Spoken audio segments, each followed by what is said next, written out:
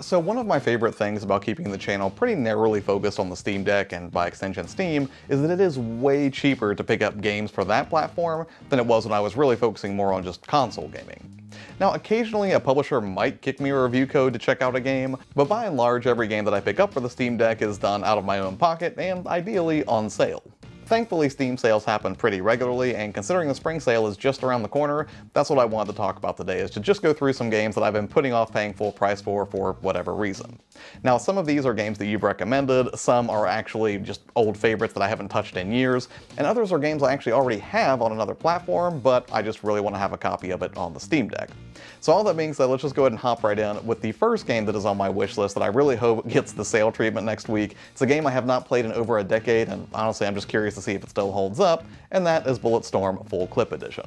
So I originally played Bulletstorm when it came out during the 360 era, and that was like 12 years ago, and I beat it and I never ever returned to it. Now I know there's this enhanced version, the Full Clip Edition, but again, I have no experience with it and I'm not real sure what to expect aside from probably some visual enhancements, and I think you can play as Duke Nukem in this. I'm not 100% sure if that's native to the Full Clip Edition or if that's like an extra DLC purchase. I'll have to look into that. And that's the thing, even though I've played a ton of different games in my life and I remember having a very good time with Bulletstorm, I don't really remember a whole lot beyond that. I know there was a bunch of sliding and jumping, and there were some unique mechanics that really enhanced that first-person shooter experience, but I don't really remember a whole lot about the story except for that it was kind of campy and over the top and that the visuals were just, you know, really saturated and looked really good. Now right now it's sitting on Steam at $39.99, and that might be a completely fair price for what it provides in the Full Clip Edition. I'm just hesitant to pay $40 for it when I know I can get a copy on the Xbox or the PlayStation 4 for something like 10 or 12 bucks. But because there have been so many great first-person shooters and action games that I've played on the deck so far,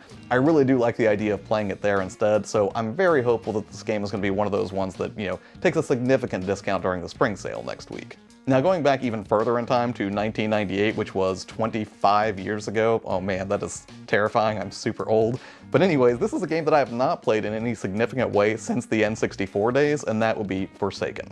And I'm not kidding when I say that back then, this game got as much play on my N64 as GoldenEye or Kobe Bryant and NBA Courtside ever did, and I used to have a lot of friends who would come over and we would just have a blast playing this game in split screen. And I'm sure it had a campaign, but I'm pretty sure I never finished it, and I don't know that I ever really felt compelled to because, again, I just had a blast playing multiplayer. Now, I'm not sure if it holds up that well today, and there have been a ton of much better multiplayer experiences that have come out since the N64 days, but at the time, it was pretty incredible for what it was, and, you know, aside from GoldenEye, there really weren't a lot of multiplayer split-screen shooters that I was playing back in 1998. The one thing that really concerns me about playing Forsaken Remastered is I'm not sure if the controls have aged that well, but that might be a non-issue because it might just be that it was difficult to control back in the N64 days because that controller only had a single analog stick, and I'm, you know, betting that the remaster version probably has a more modern control scheme associated with it. The other thing that I vividly remember about it is the cover art for Forsaken 64. It just had this one woman on it who had a tattoo of a Forsaken heart on her cheek. It kind of reminded me of the Phalanx box art for the Super Nintendo where you just had that old dude playing the banjo on the front.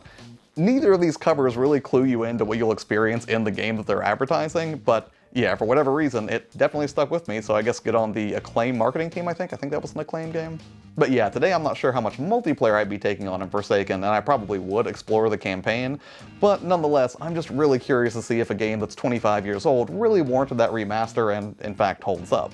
Now, just by nature of the fact that it got a remaster tells me that there was probably something salvageable there, because if there wasn't, why would you even bother doing a modern remaster? But I've certainly been burned by remasters before, and if I'm going to plunk down some dough for this, I'd rather not pay the full $20 price and maybe check this one out on a discount, considering, you know, again, there's a very good chance that this game has not aged that well and that I'm going to be in for some pretty decent disappointment. But we'll see, hopefully it'll go on sale, I don't know.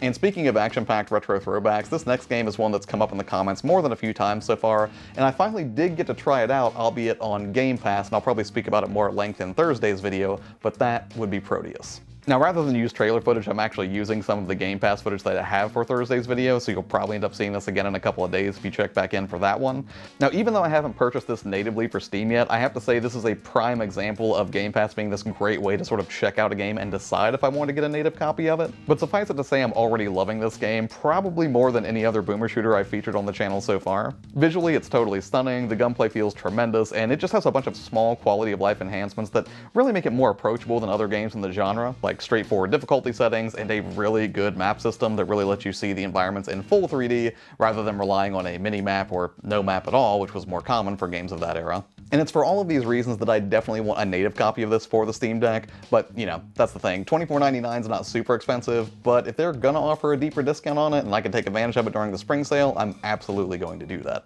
Next up is a game that I beat a few years back on the Nintendo Switch, and I loved every minute of the like 70 hours that I spent with it, and that would be Dragon Quest Builders 2.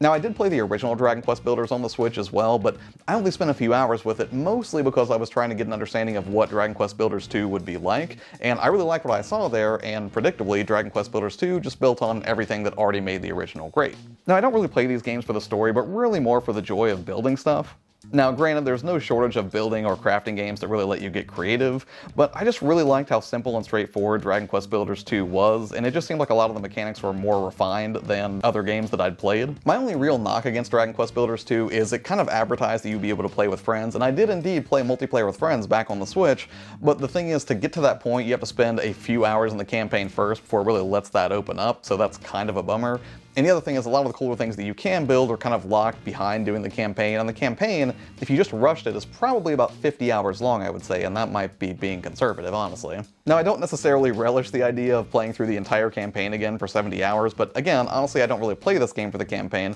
I just do it for chill building sessions. And with that in mind, I don't know that I would be on some like major rush to beat the game again and really put like 50 or 60 hours into it, but I would be fine hopping in for just like an hour or two at a time, gradually unlocking everything again, and then just using this again as like a chill, cozy game to just sort of hang out with between, you know, more intense games. Now, this next one I'm admittedly a little bit on the fence about, but it does seem to be kind of a hybrid between sort of a chill kind of farming sim and also a more action-oriented RPG, and that would be Harvestella. Now, I remember being kind of excited for Harvestella last year, mostly on the strength of its presentation, and this wouldn't be my first rodeo with a game that tries to balance RPG mechanics with more relaxing farm sim mechanics. Like, I definitely got Rune Factory vibes from what I'd seen in Harvestella, and while I like the time that I've spent with like Rune Factory style games, sometimes they can feel more like the worst of both worlds rather than the best. Like, no combination farming simulator ever really bested what I could get from just playing a game like Farm Together, and on the flip side, no action RPG combo game really ever bested what I could get from a pure action title in the vein of something like Ninja Gaiden. But I was still hopeful about Harvestella, considering it did look to beef up both sides of that equation a little bit, although I'm not sure that I want to pay $60 to try and find out. Now, to be fair, there is a demo available for the Switch, although I'm not really sure that I'd want to indulge it there. One, I've heard the Switch version doesn't really perform that well compared to what you can get on PC,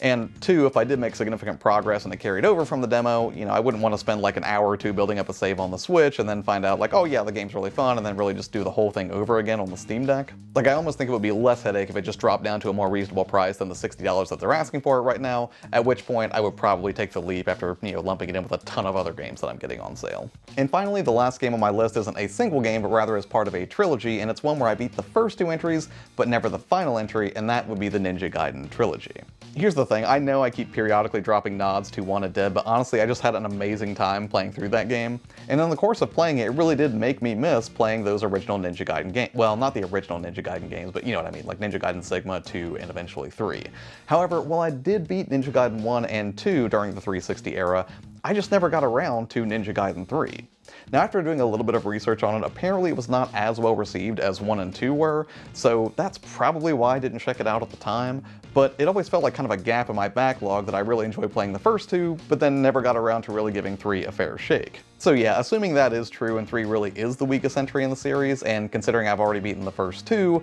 I would feel a lot better getting this one on sale, considering that, yeah, I'll probably only take advantage of that third game, and again, just because I have some sick need to go ahead and fill that gap in my backlog and finally say, yes, I have beaten the Ninja Gaiden trilogy. Alright, and that's it for this one. Really, I just had kind of like a few bullet points for each one of these entries because I've got a ton of stuff on my wish list, but these were the ones that were really more top of mind, I guess. So yeah, here's hoping that during the spring sale I can get a discount on at least a few of these, but you know, we'll see what happens. And I think the spring sale is running from March 16th to the 23rd, but hey, what about you? Is there anything that you've been waiting to pull the trigger on and you're hopeful to get like a good deal during the spring sale? If so, I would love to hear what your picks are, but yeah, as always, thanks so much for your time. Take care, and I'll see you on the next one. Bye.